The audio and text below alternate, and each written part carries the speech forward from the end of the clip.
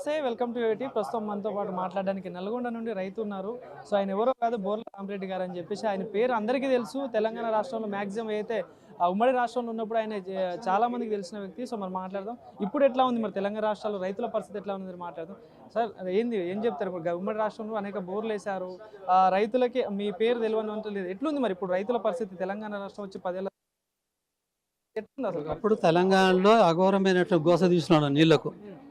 ఒక 10-15 ఏళ్ళు నేనే వేసాను, 100 బోర్లు వేసాను నాశాలనే. అది పోయి ఇవాళ ఒక 10 సంవత్సరాలు కేసీఆర్ సాధించుకున్న తెలంగాణలో సుభిక్షంగా బతికినాం రైతులు. నీ తాగునీళ్ళకు కావచ్చు, సాగునీళ్ళకు కావచ్చు, కరువు లేకుండా బతికినాం. ఇండియాలో ఏ స్టేటు అక్కడ బాక్రానంగ ప్రాజెక్ట్ ఉంది, హర్యానా, పంజాబ్ దాటి కూడా వాళ్ళతో సరిదిగినటువంటి చిన్న రాష్ట్రం. అలా భూభాగాల కంటే కూడా చాలా చిన్న స్టేట్ ఇది, చిన్న భూభాగం.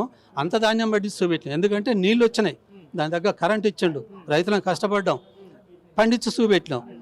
అదే కరువు ఇవాళ పుష్కలంగా కాలం అయితే కూడా ఆ నీటిని ఉపయోగించుకోలేక ఊకనే సముద్రం పాలు చేసి వాటిని ఏ విధంగా మళ్లించుకోవాలని ఆయన చేసిపోయిన దారిని కూడా మీరు పూడ్చేసి నిర్లక్ష్యంగా పైకి చూసుకుంటా ఊరికనే మాకేందిలే మీకేందిలే అనుకుంటా పైకి చూసారు. ఎంతసేపు ఉన్న అంటారు కదా, క్రికెట్ ఆడుతుంటే పైకి బాల్ పోతుంటారు, అటే చూసారు కానీ కింద ఏం జరుగుతుందని ఏం చూడలేదు వాళ్ళు. అదే అయిపోయింది. ఇవాళ తెలంగాణ ప్రజలు ఒక నెల రోజుల్లో అయితే హైదరాబాద్ కూడా తాగునీళ్ళు రావు. నేను చెప్తున్నా, హైదరాబాద్కు తాగునీళ్ళు రావు. మా పట్టణాలు పల్లెలు వదిలిపెట్టండి, కానీ హైదరాబాద్ కూడా తాగునీళ్ళు కరువు అవుతాయి.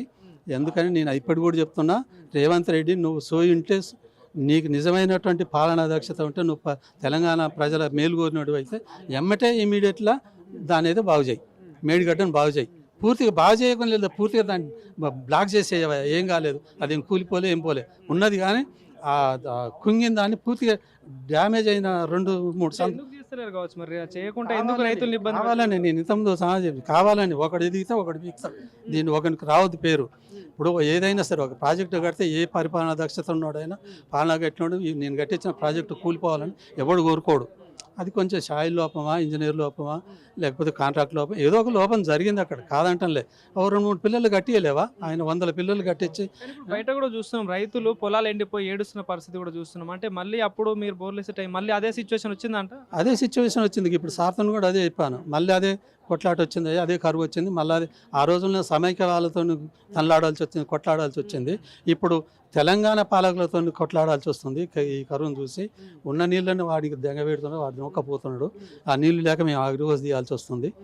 మళ్ళీనైనా మన యథావిధిగా మళ్ళీ అదే కొట్లాట చేయాల్సి వస్తుంది, మన గవర్నమెంట్ తెచ్చుకోవాల్సి అని చెప్పి కేసీఆర్ గారిని కూడా కలిశారు కదా, ఏం చెప్పారు మరి? ఇప్పుడున్న పరిస్థితుల గురించి, రైతుల గురించి చెప్పే ప్రయత్నం చేశారు? చెప్పిన కూడా ఇప్పుడు ఏం చెప్పానంటే, మనం ఎప్పటిగానే మళ్ళీ ప్రజా తిరుగుబాటు రావాల్సి వస్తుంది.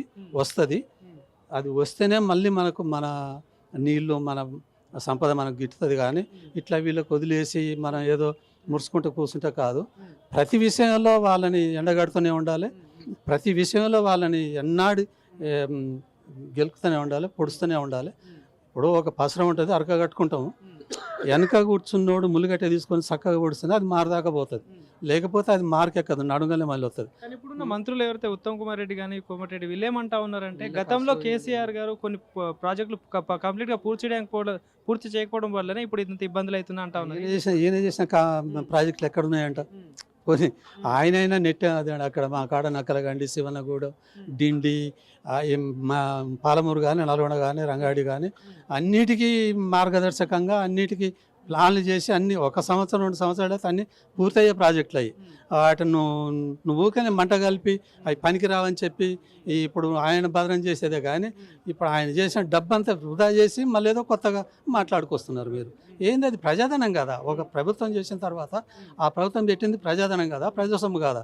దానికి ఆదాని దానికి ఒక పేరు మార్చి, డిజైన్ మార్చి, దాని ఆ సొమ్మంతా వ్యర్థం చేసి మళ్ళీ నువ్వు కొత్తగా ఏదో కట్టిద్దాం, అది చేద్దాం, దానికి ఎస్టిమేషన్ జైరాజ్ ముసి నది ఉంది ఇంటి పట్టణంలో.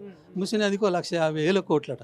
1,50,000 కోట్లు పెడితే ఆ ముసిలో పత్తి పండుద్దా, వరి ధాన్యం పండుతుందా, మక్కలు పండుతాయా, ఏం పండుతుందా, లేకపోతే ఏమైనా పెద్ద పెద్ద కంపెనీలు ఛానల్ ఏమన్నా సాఫ్ట్వేర్లు జరుగుతాయా, ఏం సైడ్ జరుగుతుంది? ఉన్న పొలాలన్నిటికీ అదే దారి అని చెప్తా ఉన్నారు. బిషప్ నీళ్ళు అయ్యేందుకు దానికేముంది? నల్గొండ చూద్దాం రండి, అంశం బట్టి ఎన్ని కాలాలు పారుతున్నాయి, ఎన్ని లక్షల ఎకరాలు పారుతున్నాయి. అదే ఫైనల్గా ఏం చెప్తారండి ఇప్పుడు? ఏం చెప్తారు? అయితే రేవంత్ రెడ్డి పాలన ప్రజాపాలన అంటా ఉన్నారు, రైతులందరికీ పథకాలు ఇస్తున్నాం అంటున్నారు, ఏం చెప్తారు మరి? నేను చెప్తున్నా, ఇప్పుడు నువ్వు ముసిగి పెడతా అన్న 1,50,000 కోట్లు నువ్వు మానుకో అయ్యి, అదే 1,50,000 కోట్లు కృష్ణా మీద, గోదావరి మీద పెట్టు. అంగుళం భూమి లేకుండా తెలంగాణ భూభాగం పారుతుంది. అప్పుడు రైతులను సస్యశ్యామలం అవుతాము. దేశంలో అగ్రగామిగా మేము ధాన్యం పండించి తీరుతాం. నువ్వు నీళ్ళు అంది, కరెంట్ ఇయ్యి. రైతులకు నువ్వు ఏమి ఇవ్వనక్కర్లే, ఏం అడగాడు, నేను ఎవడేం అడగాడు. ఒక నీళ్లు, దానికి సరిపడా కరెంట్ ఇయ్యి. ఇప్పుడు నల్గొండ చుట్టుపక్కల ఉన్న రైతులకి మళ్ళీ బోర్ల రామరెడ్డి తోటి అవసరం వచ్చే ఛాన్సెస్ ఉన్నాయా? ఇక నా అవసరం ఎవరికేం రాదు కానీ అంటే ఎందుకంటే అప్పుడు ఉమ్మడి రాష్ట్రంలో చాలా బోర్లు వేశారు. మరి ఇప్పుడు అందరికీ వస్తుంది. మళ్ళీ అదే బోర్లు వేసే అవసరం అందరికీ, నా ఒక్కడికే కాదు, ప్రతి రైతుకి వస్తుంది, వస్తూనే ఉంది. మళ్ళీ అదే గతి వస్తుంది.